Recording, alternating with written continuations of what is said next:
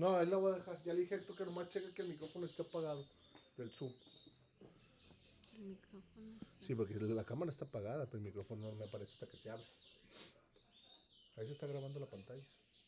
Se tardaron, ¿no? Sí, ayer se tardó. ¿No? Ya le dije a Héctor nomás que lo cheque. Ahorita vengo, a ver qué me ganan los que salgan.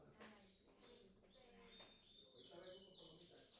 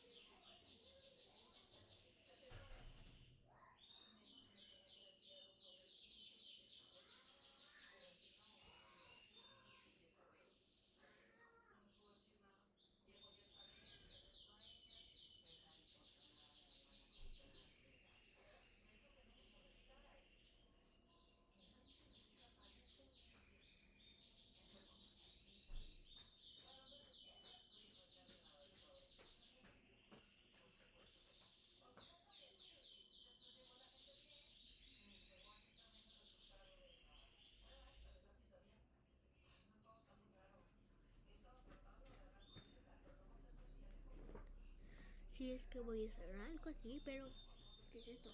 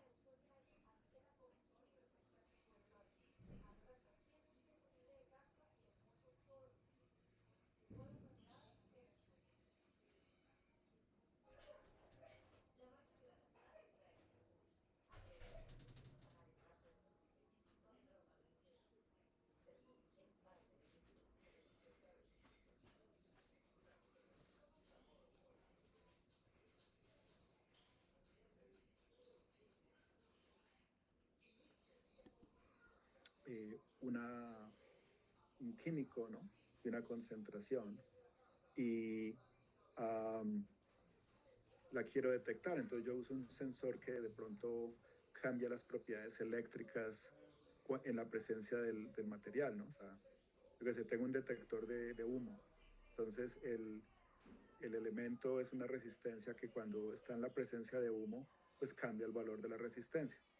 Y pues este fenómeno de transducción es central para microsistemas, porque es lo que hace diferente a que sea electrónica, ¿no? Y usualmente se traduce como sensores y como actuadores. Y lo último son sistemas, que la verdad es una palabra que varía mucho de acuerdo Hola. con lo que um, um, la gente Hola. piensa, ¿sí? O sea, sistema es una palabra que Hola. es sobreusada, usada y abusada. Y pues esta persona, perdón, esta palabra tiene que ver más con la integración. O sea, la gran diferencia entre un microsistema y un componente es que el microsistema tiene varias partes y están conectadas de una cierta forma y esto, ¿no? Esa es la idea. Entonces, hay dos componentes importantes de estos sistemas. Lo primero es lo que se llama el empaquetamiento. Es que yo puedo tener yo qué sé, un microsistema, ¿no? O yo qué sé, un sensor, un actuador, bueno. Y eso no se puede usar a menos que yo cree como una interfase entre la micromáquina y el mundo exterior. O sea, si ustedes han visto los chips eléctricos, es algo que se parece como si fuese un insecto, o sea, son unas barritas que tienen patas. Entonces, eso que uno ve es el empaque. El circuito eléctrico está adentro y tiene unos cables muy delgados que están conectados con esas patas. Entonces, ese empaquetamiento es el intermediario entre el mundo exterior y el chip. Entonces, la idea es la misma, para que yo tenga un microsistema, para que el microsistema sea útil, para que yo pueda usarlo en unas condiciones reales y no en el laboratorio, ¿sí? Tiene que ver con eh, poder tener esta interfase. Entonces, eso es un tema que no es sexy, o sea, no te va a dar el Nobel y esto, pero es esencial, porque es la diferencia entre demostrar algo en el laboratorio y tener un producto pro comercial. Y lo segundo es la partición, y es que los microsistemas, la gran mayoría de los microsistemas tienen electrónica, o sea, tienen electrónica que los soporta, o sea, yo que sé que ponen voltajes o suministran corrientes, etcétera, ¿no? Y pues la idea es que uno podría decidir hacer todo junto o separar. O sea, imagínense que yo hago mi micromáquina y al lado yo hago mi electrónica. Entonces, en principio eso funcionaría bien y hay ejemplos exitosos de eso. Pero en general puede ser mucho más difícil porque hay que armar todo monolítico. Cuando lo armamos en chips separados, pues uno puede conectarlo así como el wire bonding, o sea, como estos filamentos que les dije que están conectados los chips a las paticas del empaque. Eh, y pues la verdad es que no hay una solución única, ¿sí? O sea, hay ejemplos exitosos de cada lado, pero entre hacerlo monolítico o no, pero en general, pues es una pregunta abierta y que tiene que sopesarse. Entonces, como ven, pues es algo bastante, eh, digamos, extenso lo que tiene que ver como les dije, en Estados Unidos se llaman MEMS, en el resto del mundo lo llaman microsistemas. Y la verdad tienen más sentido microsistemas porque MEMS es más como una cuestión coyuntural. ¿Sí? O sea, si yo tengo transducción entre los campos electromagnéticos y lo que pasa mecánicamente, pues es electromecánico, pero no es la única. O sea, yo puedo tener con, eh, digamos, cuestiones químicas, cuestiones de temperatura, cuestiones de luz. Bueno, electromecánica es solo una de las posibilidades. Entonces, antes de ver el módulo, les quiero dar como una versión muy resumida de la historia de estas micromáquinas. Pues acuérdense que la revolución en semiconductores comenzó a finales de los 40 y comenzaban a haber productos del orden de 10, 15 años antes. Y después, perdón. Y pues la gran mayoría de los desarrollos en microsistemas se han basado en la tecnología que se usa para semiconductores. Entonces, eventualmente, esas tecnologías se pusieron a hacer transductores. Entonces, de lo primero que pasó en los 60 fue estos sensores de presión. O sea, estos son como, haga cuenta, esto es como una pandereta, ¿sí? O sea, esto es un marco rígido y tiene una membrana y esa está tensionada. Y pues yo tengo unas piezoresistores, o sea, tengo unas resistencias cuyo valor varía dependiendo del estado de esfuerzos y deformaciones del, de la, del dispositivo, ¿no? Uh, en el caso de este sensor, pues está hecho de silicio. Esto es una membrana, hagan de cuenta, de 1 centímetro de diámetro y el espesor es micras. Y pues eso en general sería muy difícil de hacer, pero con silicio siendo tan buen material se puede hacer.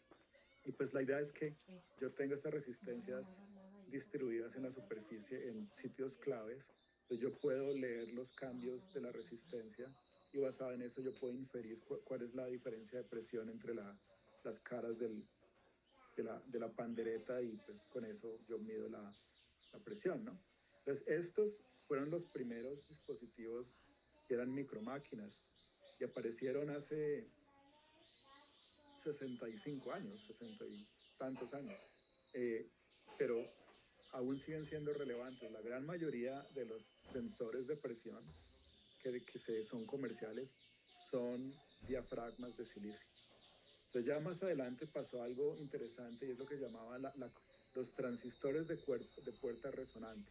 Entonces esto, para que lo entiendan, es los transistores, básicamente de lo que se trata son los dispositivos que están controlando la comunicación entre dos puntos, la fuente y el, no sé, el drenaje, ¿sí? O sea, la corriente va de un lado al otro, ¿no? Desde la fuente al drenaje.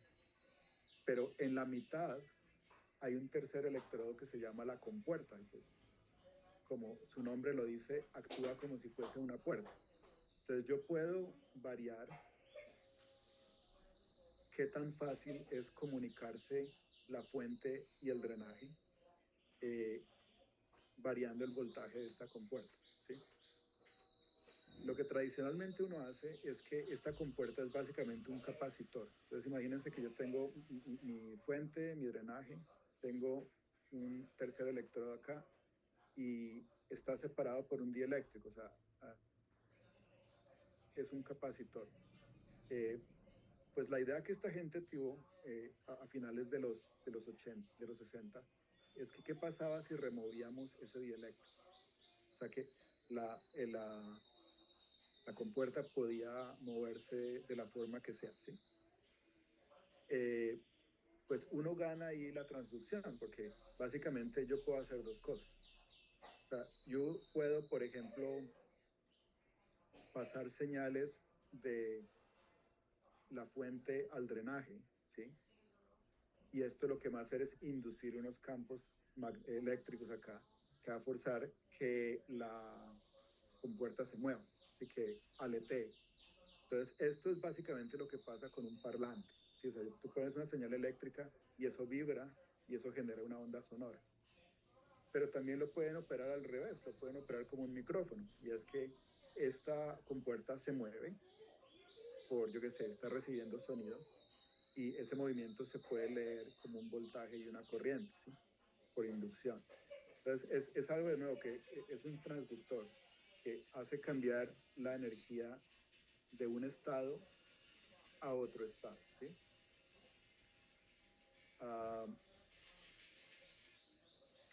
más adelante, en los 70, hubo una serie de desarrollos importantes. Lo primero tiene que ver con cromatografía de gases, que es una técnica para separar muestras químicas. O sea, usted tiene una mezcla de gases y quiere separarlas en los distintos constituyentes. Entonces, ¿uno qué hace con eso? Pues lo pone a avanzar en este tubo que es largo y delgado y se separan. Pues la idea es algo así como que ustedes tienen, por ejemplo, yo que sé, que están metidos en el metro y se daña el tren. Entonces le dicen, bueno, pues tienen que irse a caminar, tienen que irse caminando hasta la próxima estación, porque allá está el reemplazo. Entonces todo el mundo se sale del tren y lo que van a ver es que la gente que tiene la misma actitud física y tiene como la misma mentalidad se va a agrupar, ¿sí? Entonces la gente que es atlética y quiere llegar pronto y esto pues llega primero, y la gente que tiene dificultades de movilidad y la silla de ruedas y la gente que realmente no tiene afán y esto pues llega de último. Pero ustedes lo que van a ver es que este poco de gente que estaba agrupada en los vagones del tren ahora se separan como en términos de interés y aptitud física. Entonces es básicamente lo que pasa acá. O sea, hay una diferencia de movilidad relacionado con el gas, y esto lo que hace es separar la mezcla en sus constituyentes. Entonces, la idea es que esos sistemas existen, se llaman cromatógrafos de gases, pero son muy grandes, son muy costosos. Entonces, hay gente que desde los 70 ha estado trabajando en cuestiones de miniaturización de espectrometría. También está la parte de las agujas neuronales y las cabezas de impresión inkjet, esos son microfluidos. Y pues también está esto de los sistemas de proyección. El sistema de proyección actual, digamos, si ustedes compran un proyector en un home theater o esto, ¿no? Inclusive los proyectores de películas en el cine, son, un arreglo en 2D de espejos, y estos espejos se pueden mover, ¿sí? Y estos espejos, eh, eh, pues, eh, eh, al poderlos mover, yo puedo decidir si reflejan o no reflejan luz. O sea, lo que yo puedo hacer es generar un patrón en 2D que yo voy eh, renovando en el tiempo, y eso es lo que genera la sensación de movimiento, ¿sí? Entonces, todo este desarrollo se hizo en los 70s. Ya en los 80 es donde realmente, digamos, cogió vuelo, echó alas, y comenzó con un paper muy famoso en donde hacía notar que la, em, em, em, el silicio es muy buen material mecánico. O sea, el silicio, como les dije, es el rey de los semiconductores, pero fuera de eso, como material mecánico es muy bueno. O sea, por ejemplo, aguanta mucho más esfuerzos que el acero. Es mucho más ligero que el acero, entonces uno puede hacer estructuras más ligeras y esto. Un problema que tiene el silicio es que es frágil, y no sé si ustedes tengan background eh,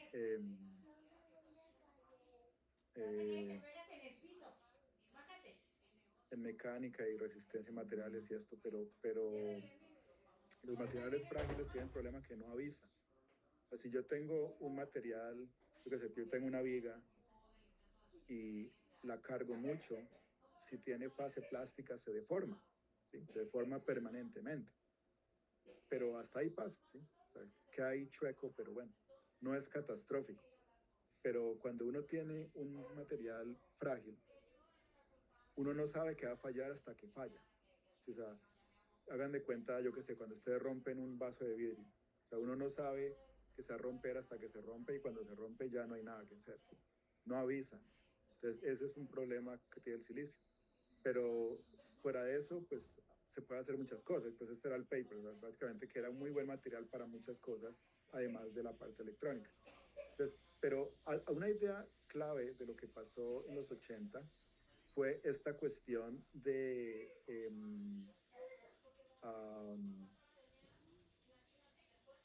la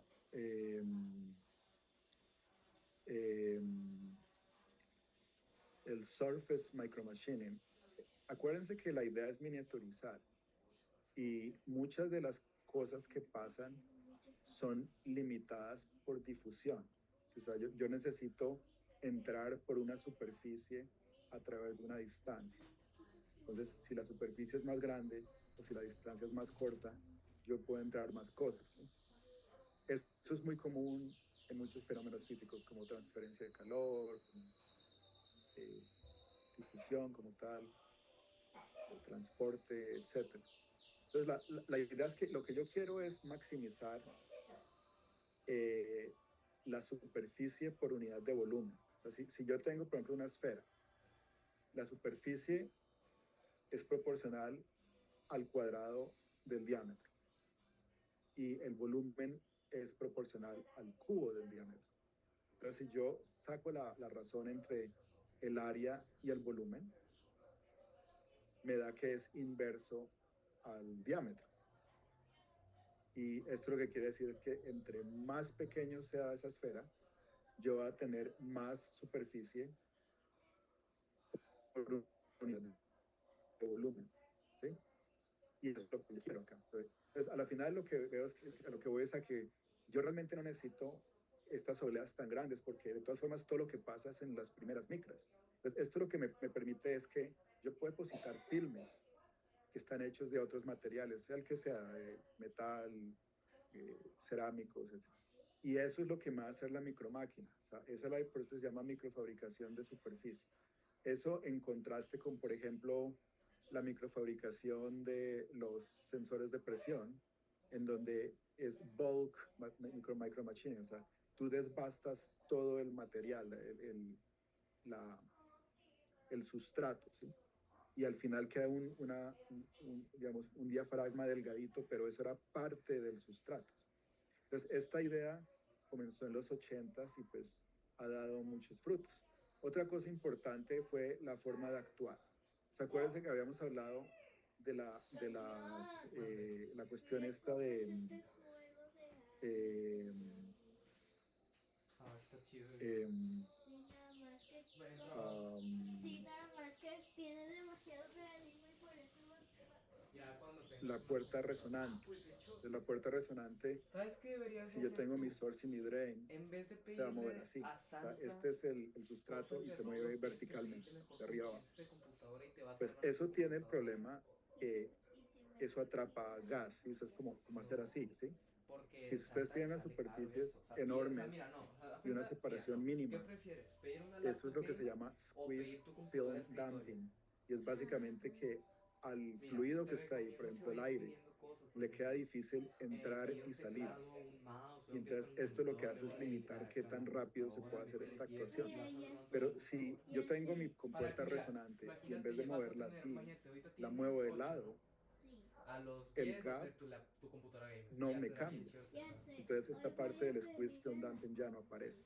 Entonces No, esa yo fue te la idea recomiendo que que le hicieron acá, pidas, que, esto que chécalo con tu papá, pero estos son que, unas peinillas que mira, ve oscilan con tu de papá y lado a lado pregúntale, oye, en papá, vez de arriba a dile, abajo. oye, es que yo Y quiero esto una lo que me computadora permitió fue gamer. aumentar Pero se va a órdenes reír de y dile, magnitud pero la, ¿cómo le haces? O sea, la, pero me gustaría de que empezara a armarla desde ya.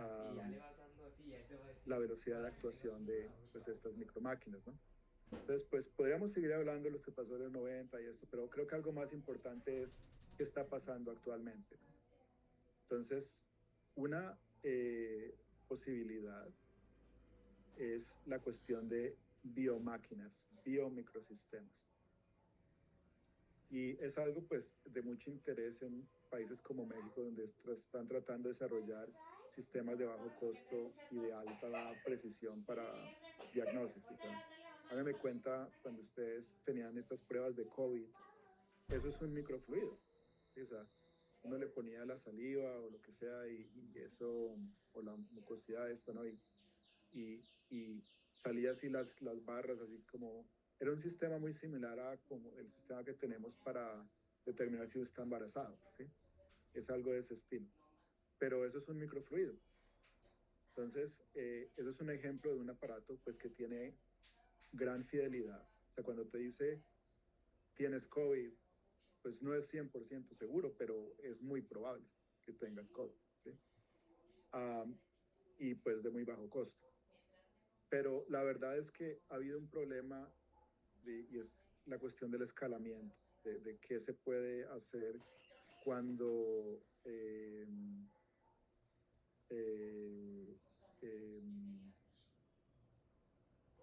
que se puede hacer cuando se vuelva comercial, ¿sí? O sea, si yo tengo un dispositivo y lo demuestro en un laboratorio magnífico, pero ¿qué tan repetible es eso, no? Entonces, esa ha sido una limitante que vamos a verlo en el tercer módulo que es mañana, pero la forma como se hacen los microfluidos se ha prestado para que no sean muy precisos y eso impacte que sea un producto, ¿no?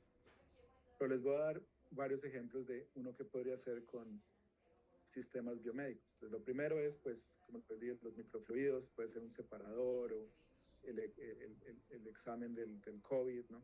Otra posibilidad es hacer ciencia dura. Entonces, esto es una viga en voladizo, o sea, es una viga que está empotrada en un lado. Y pues esto realmente tiene una tapa. O sea, imagínense que es una viga que está empotrada de un lado y tiene un canal que entra y sale. ¿Listo? Entonces la idea es que yo pongo a vibrar esa barra, ¿no? Ese cantilever. Y eso tiene pues una frecuencia natural, ¿no? Entonces la idea es que esa frecuencia natural depende de la masa que tenga la estructura. Entonces imagínense que yo pongo aquí un fluido y ese fluido tiene una suspensión de células. O sea, de vez en cuando aparece una célula, como si las células fuesen un barco o una canoa. Si eso es un río y de vez en cuando se ve un corpúsculo. De lo que yo debo ver es que a medida de que yo voy pasando este canal, la frecuencia de resonancia me tiene que cambiar, ¿sí? O sea, si entre la célula esté más lejos de la raíz, el efecto es mayor. Y lo que yo debería ver es que la frecuencia disminuya. Entonces aquí es lo que están viendo, o sea, la célula va hasta el fondo, hasta la punta del cantilever y va y sube, y va y sube, ¿sí? Entonces esto básicamente es una balanza para células. Entonces esto es algo que uno puede medir con una precisión absurda y te permite pesar las células, o sea, algo que no se podía hacer antes. También está la parte de los cyborgs. Entonces, esto que están viendo es un escarabajo especial, o sea, este escarabajo tiene el tamaño como de la palma de su mano, de ese estilo. Y pues tiene aquí una electrónica, ¿no? Pero eso no es tal cual que cogieron el escarabajo y le pegaron el circuito, ¿no? Esa no es la idea. La idea es que durante el ciclo de vida del insecto, antes de hacer de acabar la metamorfosis, pues le implantaron unas agujas neuronales y el animalito creció con ellas, ¿sí? Entonces ya cuando está adulto, uno puede usar esas agujas neurales para procesar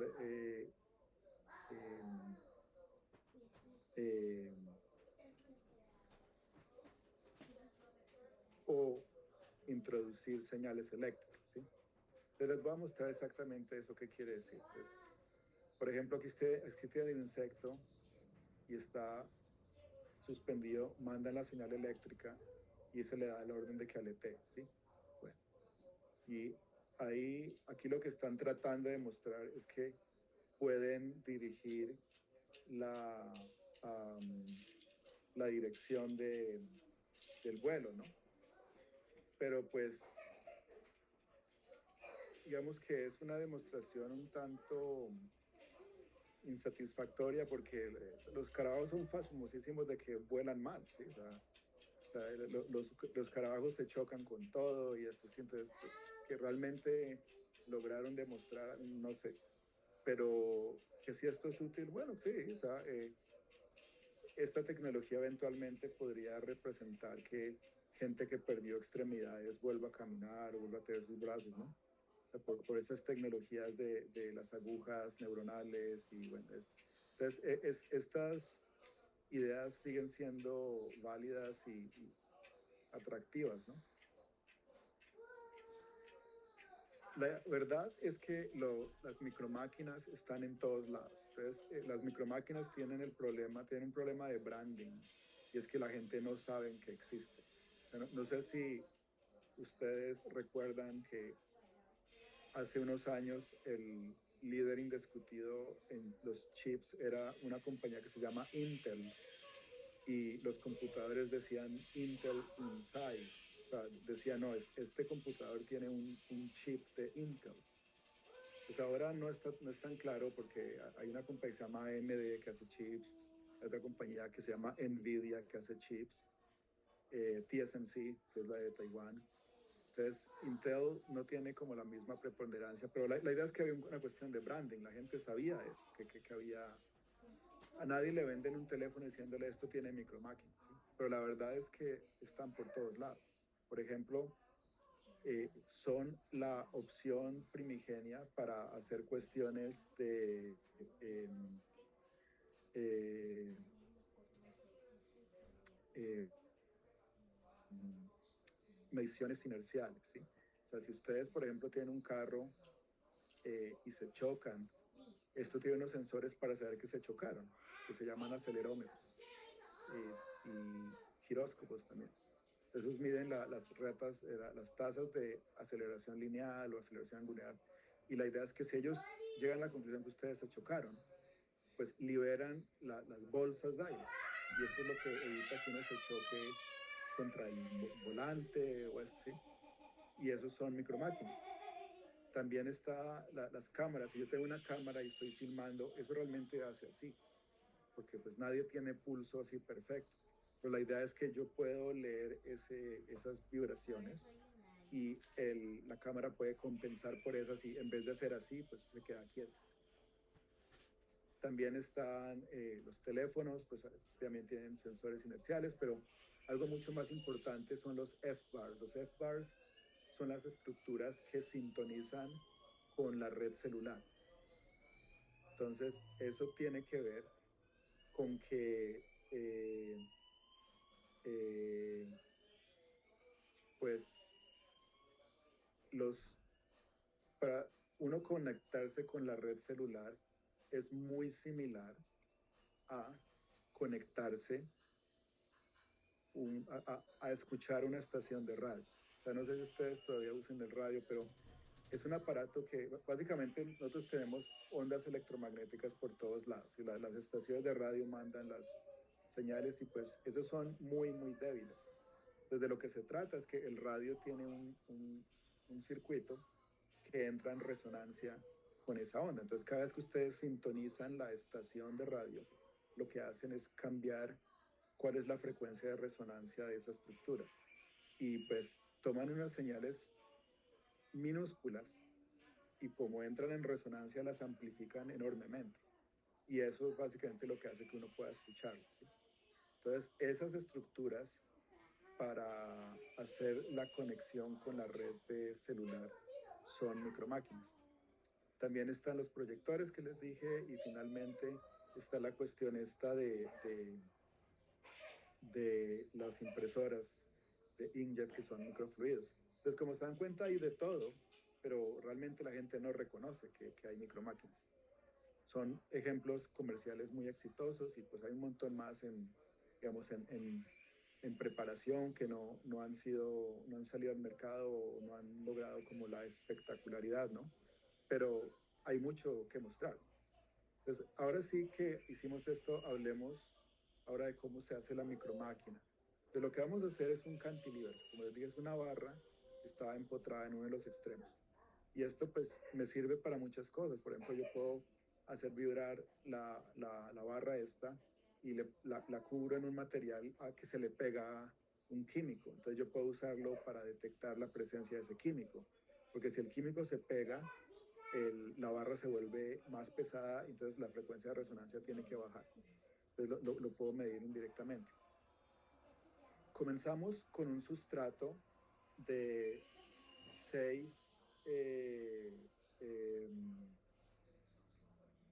pulgadas de silicio y pues en el caso de ayer el silicio era importante porque necesitaba ser un semiconductor para que pudiésemos hacer una celda solar, pero en el caso de este módulo el silicio no es el material estructural. O sea, esto es una micromáquina hecha de filmes y el silicio sencillamente es el sustrato que soporta, es como la bandeja. Y lo que pasa es que vamos a usar las propiedades del silicio para poder hacer esta manufactura de una forma mucho más eficiente. O sea, se necesita el silicio para efectos de poder hacer la máquina, pero la máquina no está hecha de silicio, ¿sí? Lo primero que hacemos es depositar el material estructural, que como les dije era un filme, es un filme de nitruro de silicio. Entonces lo primero que uno hace es limpiarlo, después se meten estos reactores que se llaman LPCVD, que es Chemical Vapor Deposition a baja presión. Y esto pues genera un filme que es un guante, ¿no? Pero este no es un nitruro normal, es un nitruro que tiene exceso en silicio. Entonces vamos a ver por qué es eso. La idea está expresada en dos gráficas. La primera aparece aquí a la izquierda y es un gráfico entre el índice de refracción del filme y la proporción entre diclorosilano, que es un gas reactante, y amonia, que es otro gas reactante, ¿sí? Entonces, lo que ustedes ven es que para todas las temperaturas del reactor, entre más diclorosilano haya por unidad de amonia, el índice de refracción aumenta, ¿sí? Eso es claro que si aumento la temperatura, aumenta, si aumento la razón de la mezcla, o sea, si pongo más diclorosilano, pues aumenta, ¿sí? Eso es. La segunda parte tiene que ver con los esfuerzos residuales. O sea, este filme tiene un esfuerzo intrínseco y tiene un esfuerzo que está relacionado con la diferencia en coeficientes de expansión. Eh, eh,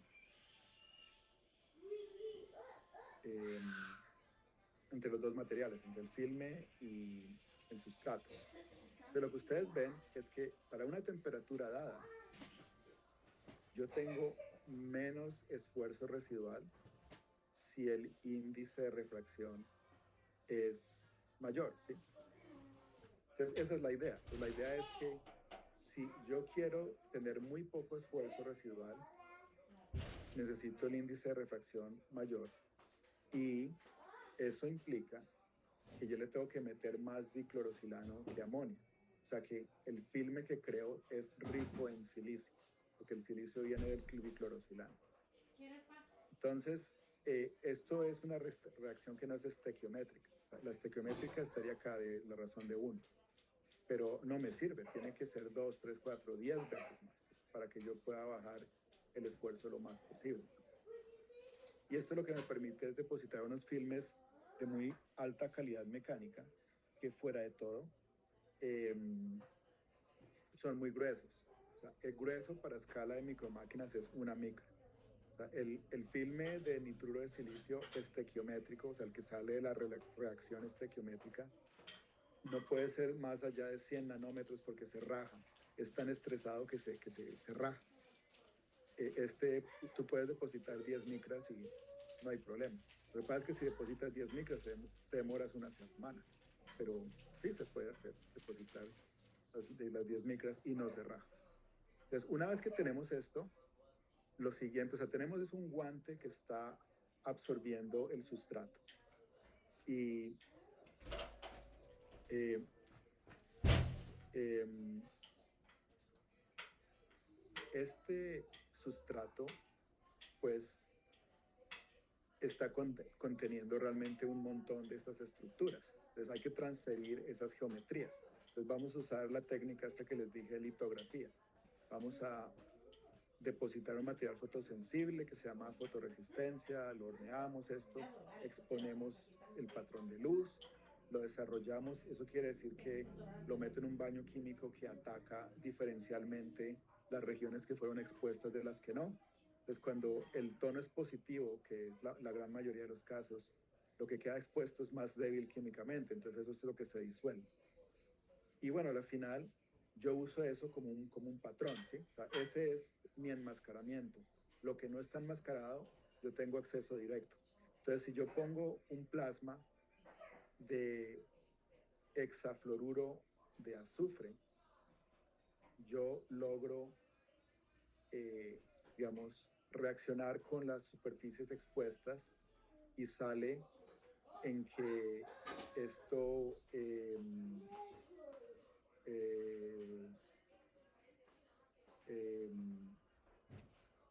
sea de una forma limpia, ¿sí? O sea, cuando yo hago una reacción química, lo que yo quiero es que eso no deje residuo, porque si deja un residuo, no me permite seguir avanzando la reacción. Entonces, en cuenta lo que pasa. Yo tengo la molécula de nitruro de silicio, lo reacciono con la molécula de hexafluoruro y me produce unos productos, ¿no? Pero todos los productos son gaseosos. Entonces, esto lo que hace es que yo reacciono con el nitruro y lo que produzco son como unos vapores que se los lleva a la corriente. Ahora, si hay más exceso de silicio, yo de todas formas reacciono con el flúor y me llevo ese material. Entonces, es una reacción que es limpia, o sea, que no te va a dejar un residuo. Y pues una vez logremos hacer eso, pues removemos la máscara y lo que tenemos es esta pinta. O sea, esta es la vista de lado, esta es la vista desde arriba. O sea, este es el patrón del cantilever, pero el cantilever está pegado al sustrato. ¿Sí? ¿Sí? No hay una separación entre el sustrato. Es como si fuera una calcomanía. ¿Sí? O sea, está ahí puesto, pero no se puede mover. ¿Sí? Antes de decirles cómo es que lo vamos a mover, les voy a contar qué fue lo que realmente transferimos.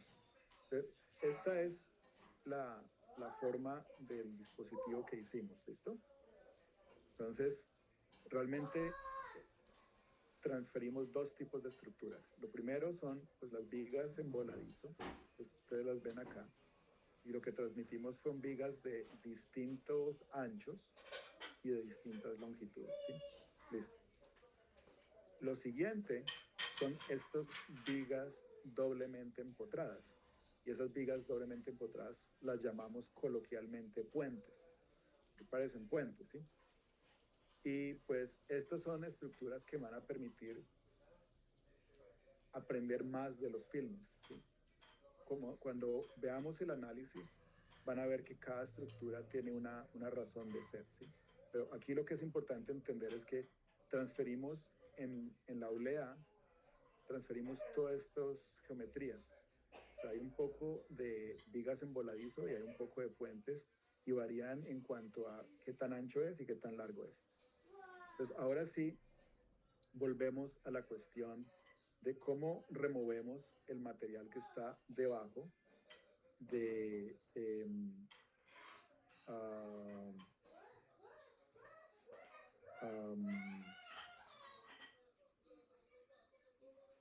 pues de la viga, ¿no? Entonces, lo que les estoy diciendo acá es que cogemos una base que se llama hidróxido de potasio y lo metemos, la olea la metemos en eso. Pues el resultado es que hace como una cavidad debajo de la viga. Y pues con eso logramos hacer nuestra micromáquina. La micromáquina es esta viga, que está en voladizo. Pero entonces ustedes se deben estar preguntando, ¿pero qué fue lo que pasó? Porque esta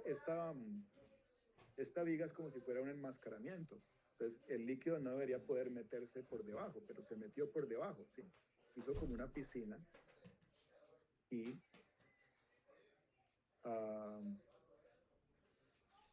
eh, creó esa cavidad. Entonces yo les voy a contar exactamente cómo eso opera. Ah, lo que pasó es que nos vamos a aprovechar de las propiedades cristalinas del silicio. O sea, el silicio es un material que se aglomera en una estructura cristalina de tipo diamante cúbico. Entonces, esta es la oblea de silicio. Y como les digo, es un material muy puro, muy perfecto, donde la red cristalina local se repite a escala macro. O sea, esto es solo un cristal. No hay defectos. No lo Lo que estoy es normal es tocando, ver solamente que estoy el viendo. material tiene granos, que son como unas regiones en donde la red cristalina es la misma, pero varias redes contiguas no están alineadas. O sea, no hay una dirección preferencial. Entonces, la idea es que yo me puedo aprovechar de esto si el material es un solo cristal. O sea, si yo estuviese micromaquinando un filme de polisilicio, como es cristalino, policristalino, pues este truco no me va a funcionar porque no hay un ordenamiento global que corresponda con el alineamiento local. Pero si el sustrato es una oblea de silicio estándar, pues todo la estructura es cristalina, o sea, todo el ordenamiento local se repite globalmente, ¿sí? Todo está alineado. Entonces, lo que va a ser clave es este plano, se llama el plano 111, que pasa por las aristas, porque ese es el plano más denso del sistema, o sea, es el más difícil de romper. Entonces, aquí pasa lo que pasa con otros efectos en la vida, ¿no? Por ejemplo, si ustedes están caminando en la selva con otra persona y se aparece un tigre, ustedes no tienen que correr más rápido que el tigre, o sea, ustedes tienen que correr más rápido que la otra persona. El tigre pues, va a correr a la otra persona, ¿sí? Entonces aquí es básicamente la misma idea. El líquido puede, la base esta, el hidróxido de potasio, puede atacar todos los planos, pero lo que pasa es que es mucho más fácil atacar los planos que no son 1-1-1. Entonces, eso lo que hace es que en general lo que queda son los planos 1-1-1-1. Y para enmascarar el silicio se usa sea óxido de silicio o sea nitruro de silicio, porque es muy selectivo. O sea, esto quiere decir que si yo quiero desbastar 1 milímetro de oblea de silicio, yo solo voy a gastar 1 micra de nitruro de silicio. O sea, es muy selectivo. Entonces, esa es toda la idea. La idea es que yo comienzo, o sea, supongamos de que yo tengo esta ventana en mi superficie y que está alineada con los planos cristalinos, ¿no? Entonces, si yo la pongo en contacto del hidróxido de potasio, voy a ver que se me genera una pirámide invertida. No una pirámide escalonada como las pirámides mexicanas, sino una pirámide más como las egipcias, que son así como lisas, ¿sí? Y estos planos, estas caras laterales son los planos 1-1-1. Y si ustedes pues hacen, o sea, tienen esta situación y digamos, este rectángulo, si lo dejan por mucho tiempo, eso termina como en una cuchilla, ¿sí?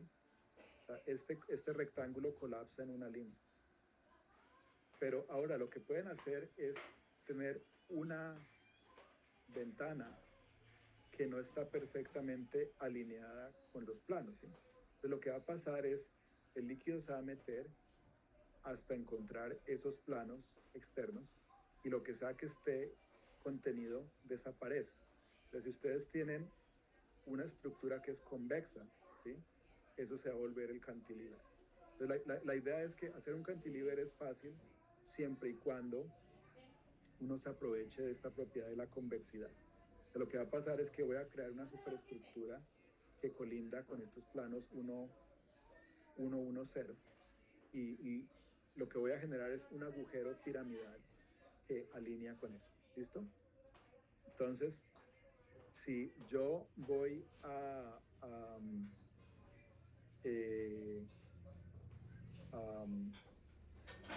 aprovechar eso, todo se basa en esta parte, en la parte de la punta de la estructura convexa. Entonces vamos a ver qué pasa. O sea, comenzamos con la estructura y la sumerjo en el KOH y eventualmente me queda esta estructura, ¿no? Que sería como los rectángulos colapsan en líneas. ¿Listo?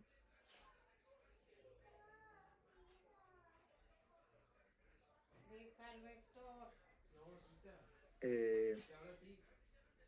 Te hablo a ti ahora. en el caso de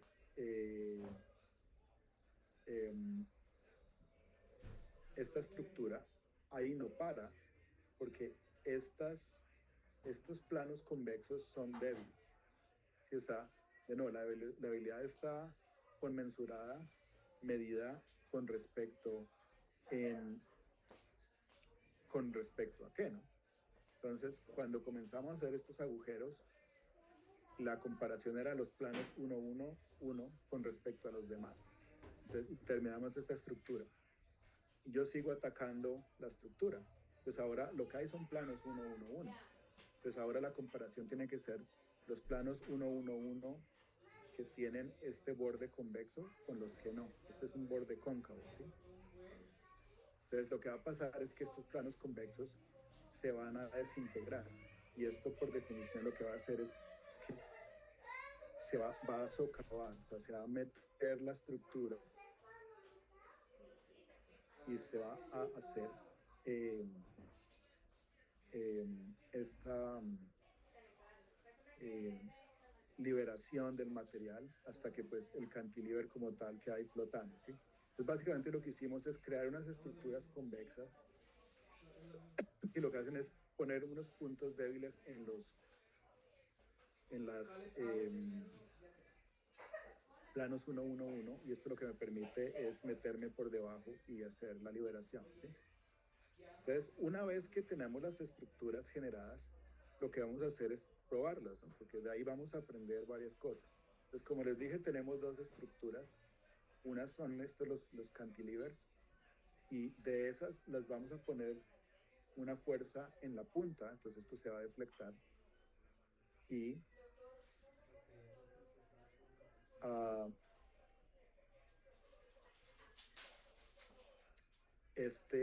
lo que va a permitir es medir algo que se llama el módulo de Young y es una medida de qué tan rígido es un material. Y de la otra estructura que son los puentes, yo voy a poner la carga en la mitad, esto también se va a deformar y fuera del módulo de Young voy a estimar qué es el esfuerzo residual. O sea, la razón por la cual uno no puede medir el esfuerzo residual en los cantilevers es porque se liberan. Entonces, si ustedes tienen, por ejemplo,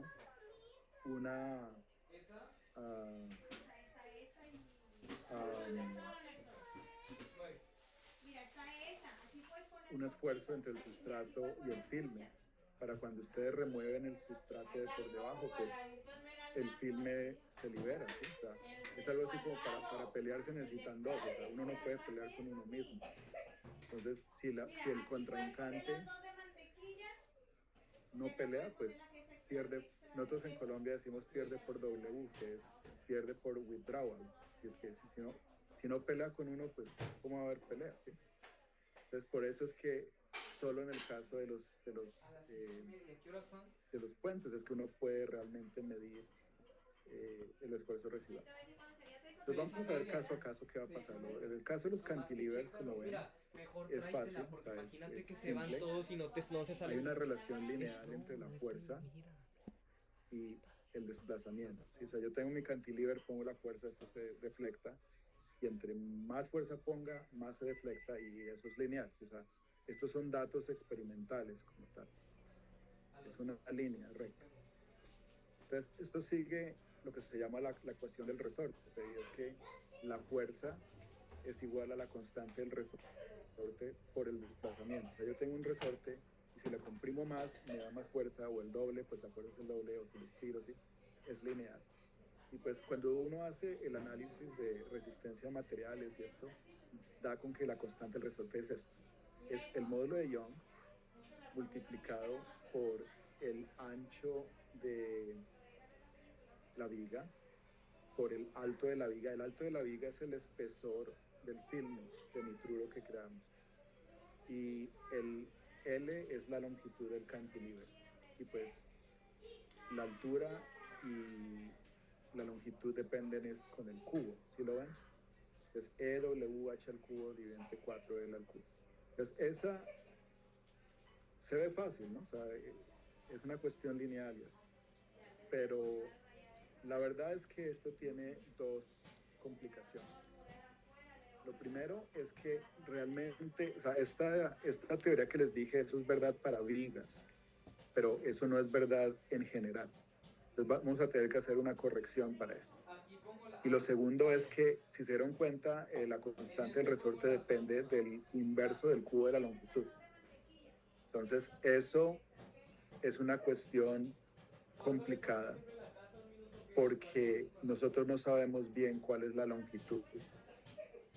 Y acuérdense que eso tiene que ver con que cuando, o sea, nosotros pasamos el patrón de la geometría del cantilever usando luz, ¿ok? Pero la luz solo definió el filme. Para cuando ustedes metieron el cantilever, el sustrato en el KOH también se metió y socavó la raíz. Entonces, en principio, la longitud es mayor. No saben qué tanto mayor, y la diferencia importa mucho porque depende es con el cubo, ¿sí? Y entonces, pues eso nos crea un problema, pero hay solución también para eso. Entonces, vamos a ver qué hacemos en cada caso. Entonces, comencemos con el caso de por qué no es una viga. Bueno, de lo que tenemos que decir es que estos materiales que estamos hablando se llaman lineales isotrópicos, y isotrópico quiere decir pues que no tiene una dirección preferencial y esto, ¿no? Entonces, hay dos parámetros que definen uno de estos materiales. Uno es el módulo de Young, que es una medida de qué tan rígido es el material. Es básicamente la división entre el esfuerzo y la deformación, ¿sí? Y el segundo parámetro es esta razón de Poisson, y es algo que es como empírico y tiene que ver con lo que están viendo en la pantalla. O sea, si yo tengo un miembro, digamos, esto es una barra, y yo la jalo en tensión, lo que yo voy a ver es que el diámetro se me encoge. Y esto tiene que ver, no es exactamente que se conserva el volumen, sino tiene que ver que el material tiene que venir de algún lado. Entonces, si yo estoy obligando al material a salir, a estirarse, ese material tiene que salir de los lados, ¿sí? Entonces, la razón de Poisson lo que me dice es que hay una proporcionalidad entre la fuerza que yo aplico y las, las deformaciones que ocurren ortogonalmente. ¿Sí está claro? Bueno, entonces, ¿esto cómo afecta nuestra situación? Pues la idea es que las vigas como tales son así, o sea, son mucho más altas que anchas. O sea, no sé si ustedes han visto una viga en construcción, pero es así, ¿sabes? Las vigas son parecen como H's, o sea, son como si estuvieran paradas, ¿sí? Y pues cuando yo tengo mi viga y la deformo, lo que va a haber es que de la mitad hacia arriba el material está en tensión y de la mitad hacia abajo el material está en compresión. Entonces, esto lo que va a hacer es que la sección transversal me va a cambiar. Si no hubiese una razón de Poisson, si fuese cero, pues la sección transversal no varía, ¿sí? Lo normal es que la razón de Poisson sea positiva. Y eso pues tiene que ver con que si la parte, acuérdense, yo tengo mi barra, la estoy doblando, de la mitad hacia arriba está en tensión, de la mitad hacia abajo está en compresión. Entonces lo que está en tensión se encoge hacia los lados porque se comprime. Y lo que está en compresión se estira hacia los lados porque se estrecha, ¿sí? Ahora, si el módulo de Poisson fuese negativo, pues pasaría a lo opuesto. Y ahora, que es un módulo de Poisson negativo físicamente posible? Sí, pero no es natural. O sea, lo que uno puede hacer son estructuras que emulan eso. Pero en general los materiales tienen módulo de Poisson positivo. Entonces, ¿cuál es el problema? Pues el problema es que si yo tengo mi viga así, en donde es mucho más alta que ancha, y yo hago estas deformaciones que les dije, el material como es tan delgadito, tiene la posibilidad de hacer las deformaciones que les dije. O sea, se forman esos trapecios. Pero si el material es muy grueso, eso se inhibe. O sea, yo no me puedo deformar como el trapecio que les mostré. Entonces, eso lo que hace es que se genera un esfuerzo extra que da la impresión que el material es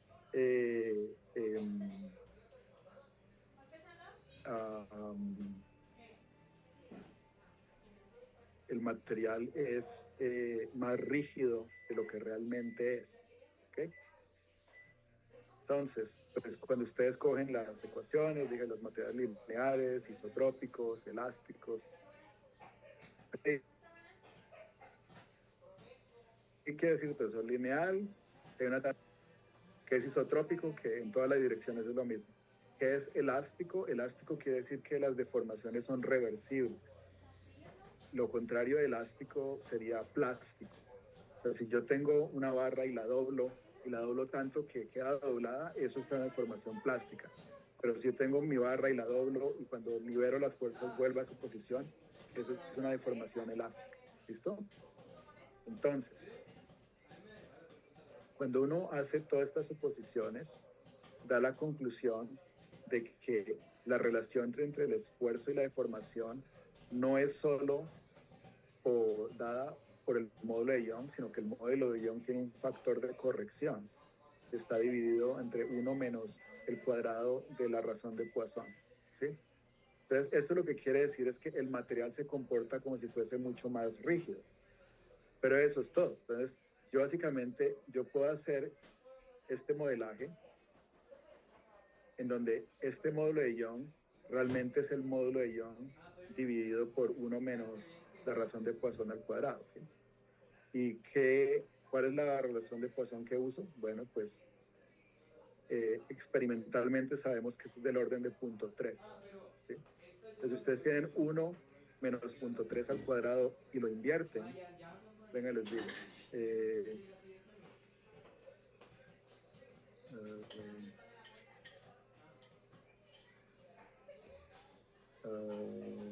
Ok, y lo invierto. Da que es del orden de un 10% más grande, ¿sí? No es una corrección muy grande, ¿no? Pero es significativa si quieren hacer las cosas precisas, ¿no? Entonces, de nuevo, o sea, como las vigas son mucho más anchas que altas, porque nuestras vigas son como pedazos de cinta, ¿sí? O sea, nuestras vigas, esta es la viga, y debería ser así, o sea, debería ser más alta que ancha, pero la viga es realmente así. es mucho más ancha que alta, ¿sí? Es un pedazo de cinta. Entonces, por eso el material se comporta más rígido y pues uno necesita hacer esa corrección. ¿Ok? Entonces, ahora veamos qué pasa cuando nos encargamos del segundo problema, que es la longitud. Entonces, la longitud influencia mucho el desempeño de la estructura. Entonces, la idea es que deberíamos transformar las cosas para que esa dependencia no sea tan fuerte o se pueda eliminar. Entonces, esto es un problema muy común en ingeniería que se llama linealizar, ¿sí? Pero en muchos casos linealización tiene que ver con que localmente, o sea, yo tengo un punto de operación y localmente lo perturbo y hago que las cosas sean lineales, ¿sí? En este caso va mucho más allá. O sea, en este caso, de lo que se trata es que yo hago una transformación para que de forma general el sistema sea lineal. Si es algo así como yo me paso a un universo paralelo en donde las cosas cuadran, ¿sí? Entonces, ¿cómo lo hacemos? Pues esta es la constante del resorte, ¿ok? El módulo de Young por el ancho de la viga, por el alto de la viga al cubo, dividido entre 4 por la longitud del cubo. Entonces, lo que voy a hacer es invertirlo y sacarle la raíz cúbica. ¿Listo? O sea, este es el inverso de la raíz cúbica de la constante del resorte. Y pues me da esta expresión. O sea, si ustedes lo invierten, pues el 4 queda arriba y la L queda arriba, y le saco el cubo, la raíz cúbica, pues la L queda abajo, y etcétera, ¿no? Y ustedes dirán, bueno, pero ¿eso por qué nos ayuda?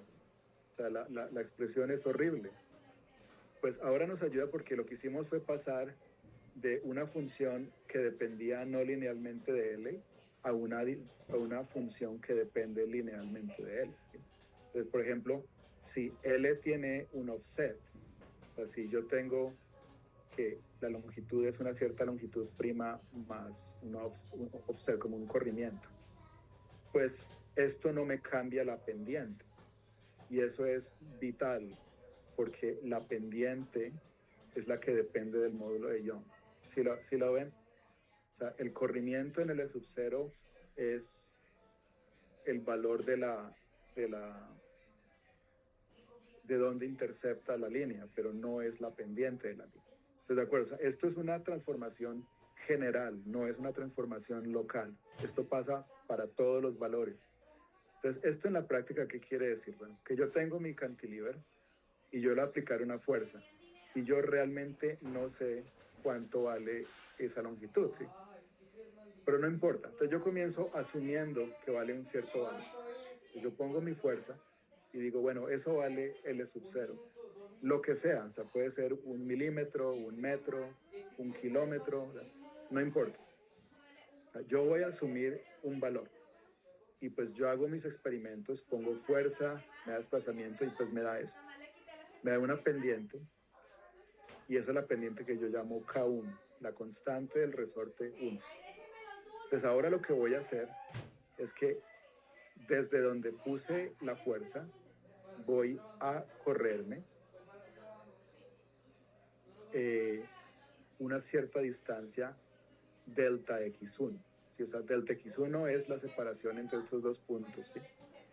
Y yo todavía no sé qué es L sub 0, ¿sí? Digamos que para efectos de esto, L sub 0 es 1 milímetro.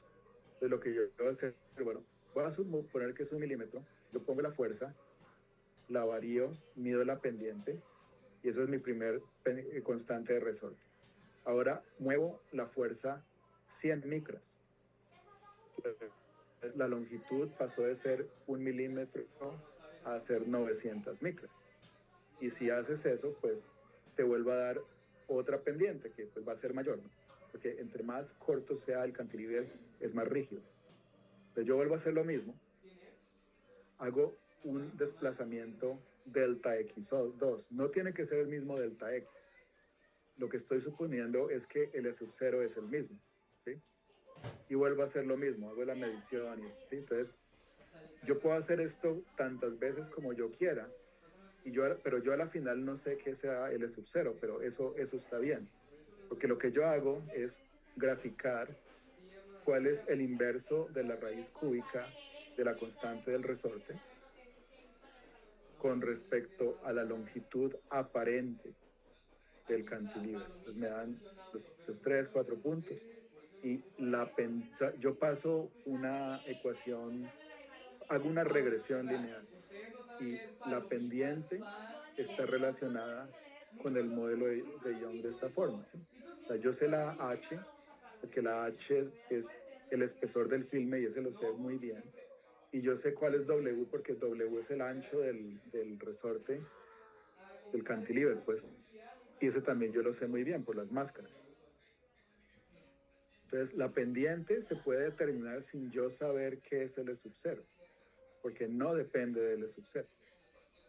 Y si yo supongo una L sub 0 distinto, lo que voy a hacer es que esa curva sube o baja, pero no me cambia la pendiente, ¿sí?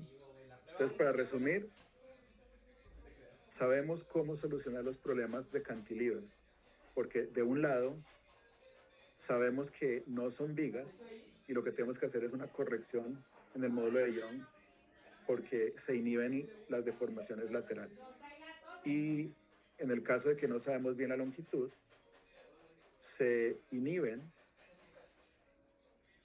porque no es necesario. O sea, a la final lo podemos analizar de una cierta forma en donde saber la longitud real no importa, porque lo que estamos haciendo es midiéndolo diferencialmente, ¿sí? No sabemos el E sub 0, pero sabemos muy bien cuál es la separación entre los distintos puntos de aplicación y eso es todo lo que se necesita. Bueno, ahora, ¿qué pasa con el segundo caso?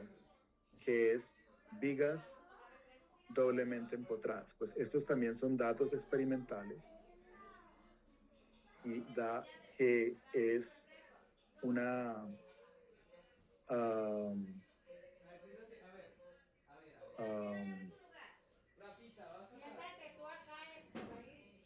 curva, o sea, no es una línea recta, ¿listo? Y también es claro que se vuelve, no solo no es lineal, sino que se vuelve más rígida. O sea, si ustedes extienden la pendiente original, lo que se dan cuenta es que la fuerza que correspondería es mucho menor, ¿sí? O sea, a medida que yo lo deformo, esto se vuelve mucho más rígido, ¿sí?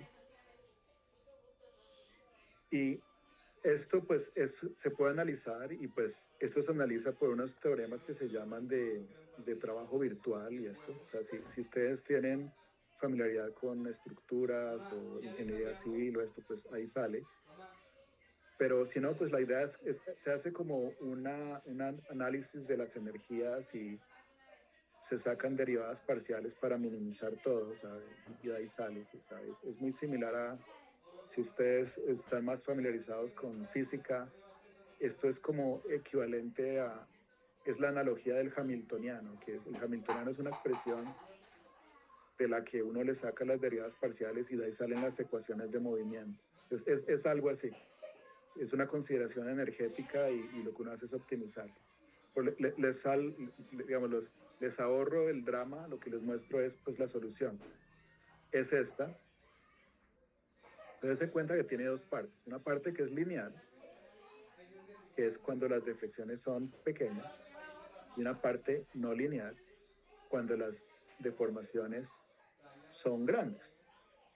Entonces, dense cuenta que la parte lineal depende exactamente de cuando hablamos del cantilever, ¿sí? O sea, cuando digo exactamente, o sea, no le pongan cuidado a la pi a la 4 sobre 6, o sea, esos son constantes que básicamente reflejan las limitaciones del modelo, pero lo que es importante es la dependencia funcional. O sea, se cuenta que la deformación está acompañada por el módulo de Young, por el ancho por la altura al cubo y lo divide la longitud al cubo. Eso fue exactamente lo que encontramos en el caso de los cantilevers. ¿Listo? Y pues yo tengo otra dependencia funcional cuando hablo de las deflexiones largas, ¿no? Entonces ahora la pregunta que nos hacemos es cuando una u otra domina. Entonces lo que hacemos es por inspección, o sea, pi a la 4, pi a la 4 sobre 6 y pi a la 4 sobre 8 es más o menos lo mismo, ¿sí? Entonces lo que hacemos es comenzar a cancelar. O sea, la idea es saber este término cuando domina o este término cuando domina. Entonces esto se cancela, la E se cancela, la W se cancela, una de las H's acá se cancela con esta, las dos, los L al cubo se van, una de las W's pequeñas se van. Entonces la idea es comparar cuando H al cuadrado por W es comparable con H por W cuadrado, ¿sí? Y pues esto da que es cuando la H y la W son del mismo orden. Esto lo que quiere decir es que yo tengo mi viga doblemente empotrada, le aplico una carga en la mitad y esto se deforma.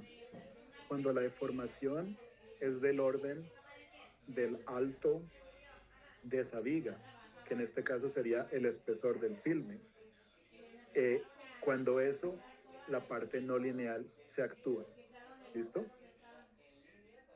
Esa es la cuestión. Ahora, ¿qué pasa cuando hay esfuerzo residual? Pues nosotros podemos hacer el mismo análisis, pero intuitivamente sabemos, o sea, el mismo análisis que les di, o sea, hacemos esta consideración energética, las optimizamos, las derivadas parciales, y pues las hacemos igual a cero, bueno, pero intuitivamente sabemos de que si hay un esfuerzo de tensión, se vuelve mucho más rígido. O sea, es algo así como, no sé si alguno de ustedes toca guitarra. Ustedes tienen la cuerda de la guitarra y entre más la aprietan, el tono es más alto. Entonces, es básicamente la misma idea. O sea, esto tiene que influenciar, o sea, la constante del resorte tiene que aumentar si el esfuerzo de tensión es mayor. ¿Okay? Entonces, lo que se dan cuenta es que hay una expresión y la expresión nos da un término extra. O sea, estos términos de acá es lo que ya habíamos encontrado antes. ¿Y por qué es eso así? Bueno, porque cuando ustedes sacan las derivadas parciales, la definición de las derivadas parciales es que cuando ustedes derivan parcialmente algo, lo demás es constante, ¿sí? O sea, si ustedes tienen, yo qué sé, x al cuadrado y, y le digo, derivan parcialmente con respecto a y, pues es x al cuadrado. Y si lo derivan parcialmente con respecto a x, es 2x por y, ¿sí? Lo que no sea que estoy derivando es constante. Y esto, pues, ¿qué tiene que ver con lo que estoy diciendo? Porque eso quiere decir que básicamente cada una de las derivadas parciales es independiente. Entonces, lo que uno debe ver es que el término que dependía de un cierto parámetro no cambia, el término que dependía del otro parámetro no cambia, y hay un nuevo término que es el que depende del esfuerzo residual, ¿no? Y también dense cuenta que importa solo en la parte lineal. O sea, el esfuerzo residual que ustedes tengan no importa para las altas deflexiones. Entonces, esto es importante porque si ustedes quieren hacer una micromáquina y digamos, sacarle, evitarse este problema, o sea, ustedes saben que debe haber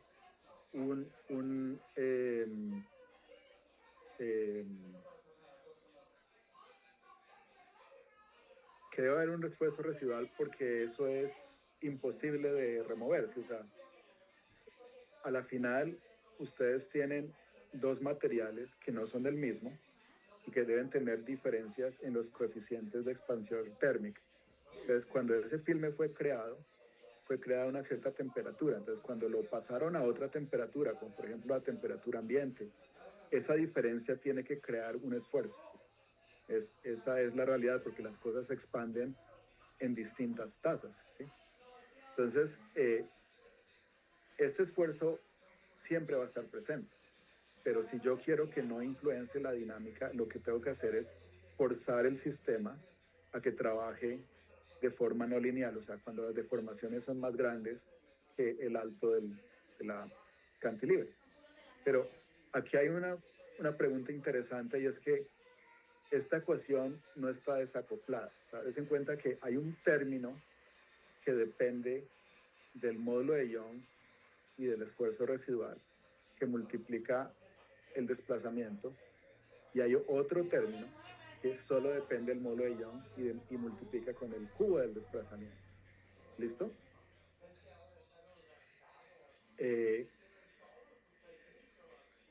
La pregunta es, bueno, ¿y uno cómo analiza eso? Que parece como, eso está como interconectado. Entonces, vamos a hacer exactamente lo mismo que hablamos con respecto a solucionar el problema de la no linealidad en la longitud. Y es que vamos a hacer una transformación general que sirve para todos los valores, que hace que el problema se vuelva lineal. Sí, de nuevo, o sea, no es la técnica típica de ingeniería que yo tengo un punto de operación y localmente hago variaciones pequeñas y de ahí eso es lineal. No, esto es una transformación que es válido en general. ¿Sí? Entonces comenzamos con que esta es la ecuación. Yo tengo la fuerza que depende de dos partes. Una es una cierta función que depende del esfuerzo residual y del módulo de Young, multiplicada por el desplazamiento, y otra ecuación, otra función que solo depende del módulo de Young y que depende del cubo del desplazamiento. Entonces, lo primero que voy a hacer es hacer un cambio de variable en donde, bueno, voy a dividir la fuerza con respecto al desplazamiento. ¿Listo? Entonces queda F sobre W, la W de acá se va, y el W al cubo queda el W al cuadrado. ¿Sí? Todo lo que hice fue dividir por W. Y para eso implica que el W no puede ser 0. ¿Sí? Pues si el W es 0, pues esto se vuelve loco. ¿Sí? Y lo siguiente que hago es cambiar variables. Entonces F sobre W lo voy a llamar F gorrito, y W cuadrado lo voy a llamar W gorrito. O sea, todo lo que hice fue hacer un cambio de variables. Entonces ahora lo que tengo es una ecuación que sí es lineal. O sea, F gorrito es lineal con respecto a W gorrito. Con todo y que W gorrito es el cuadrado de W, sí, pero no importa. Lo que hicimos fue, hicimos un salto a un universo paralelo en donde las Ws y las Fs son lineales, pero no son las mismas Ws y Fs del universo original, ¿sí? ¿Sí queda claro eso? Entonces, ahora es mucho más fácil de analizar, porque lastimosamente, o sea, no sé, ustedes de pronto, ustedes están bien jóvenes, entonces me imagino que ustedes están interesados en cosas como inteligencia artificial y eso. Si no sabían, les voy a romper el corazón, pero bueno, la inteligencia artificial es álgebra lineal, ¿ok?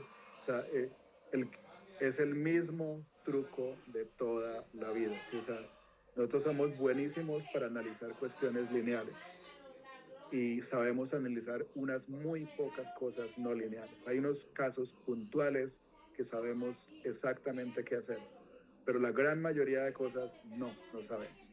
Entonces, no se les haga raro que todo termina en cómo lo linealizamos, ¿sí?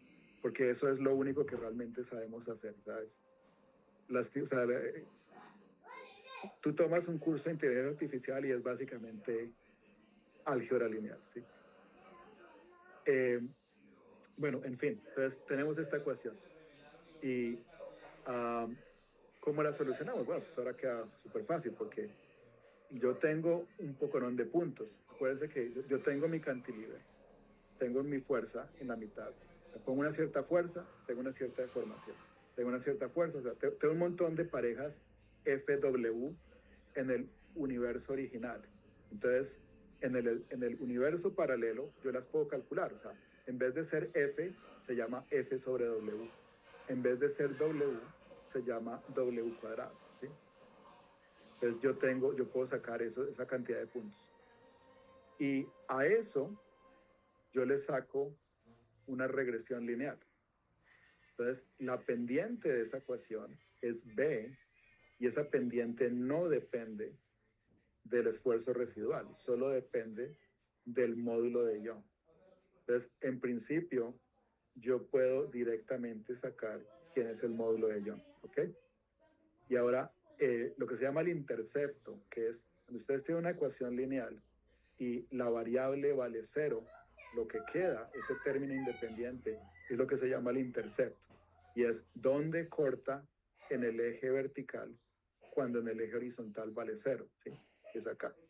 Entonces, ese valor depende del módulo de Young y del esfuerzo residual. Pero como ustedes ya sabían el módulo de Young por la pendiente, pues sencillamente lo reemplazan. Entonces, lo que queda es el esfuerzo residual, ¿sí? Entonces, tal cual, así es como se averigua. Entonces, en resumidas cuentas, lo que yo hago es un cambio de variables que hace que el problema sea lineal, pero en general lineal, no localmente.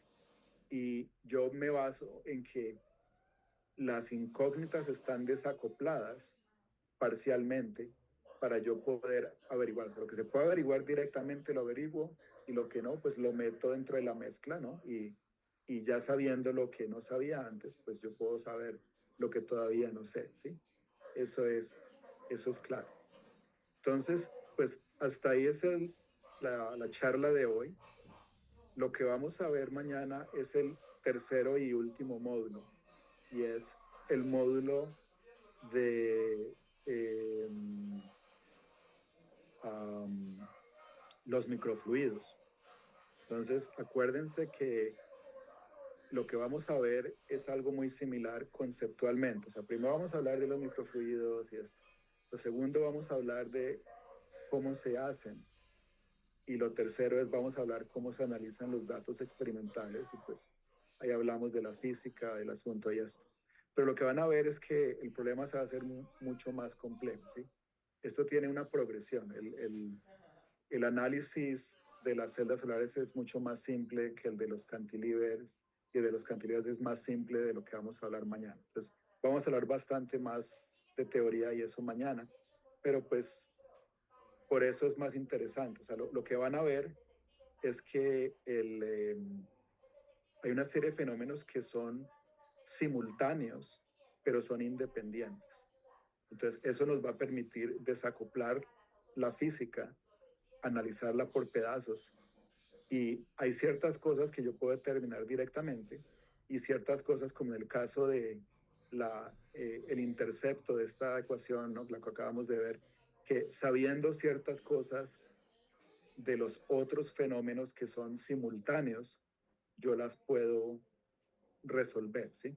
O sea, tenemos que pasarnos a atacar el problema y solucionar lo que es más fácil, y una vez tengamos eso, no es tanto que sea más fácil, sino lo que es autocontenido, lo que no depende de nada más, ¿sí? Y una vez tengamos eso, pues lo demás pues se destraba, ¿listo? Bueno, eso es todo. Entonces, yo les mando las notas de clase más tarde, y también pues les reitero que mañana pues nos vemos a la hora de siempre, a las 6 de Boston, ¿sí? Entonces, nos vemos mañana, ¿listo? Sí, muchas gracias. Hasta luego. Gracias, nos vemos. Buenas noches. Gracias, profe, gracias. Gracias, hasta luego. Luego, profesor. Gracias.